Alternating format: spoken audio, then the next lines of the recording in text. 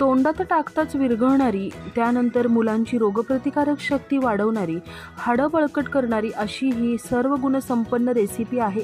याची लिंक खाली छोट्या त्रिकोणावर मिळून जाईल. एकदा बनवलं की महिनाभर टेन्शन घ्यायची गरज नाही. तर या रेसिपीसाठी मी काय केलं, 50 ग्रॅम डिंक छान मी तळून घेतला. संपूर्ण रेसिपीमध्ये 100 ग्रॅम साजूक तुपाचा वापर केलेला आहे. त्यानंतर मी यामध्ये 100 ग्रॅम मखाने तुपावर भाजून घेतले कुरकुरीत होईपर्यंत. त्यानंतर 100 ग्रॅम काजू, 100 ग्रॅम बदाम आणि भोपळ्याच्या बिया 50 ग्रॅम हे सर्व तुपावर छान तळून घेतलं. त्यानंतर मी या ठिकाणी 100 ग्रॅम गव्हाचं पीठ तुपावर भाजून घेतलं. त्यानंतर 150 ग्रॅम गुळाचा मी पाक केलेला आहे. यामध्ये 1 चमचा तूप आणि अर्धा वाटी पाणी घालून याचा पाक तयार केला.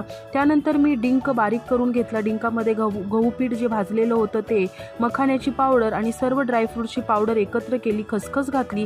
त्यानंतर गुळाचा पाक घातला. एकजीव करून मस्त लाडू तयार केले. एकदम खुसखुशीत लाडू तयार झाले. मुलांना एक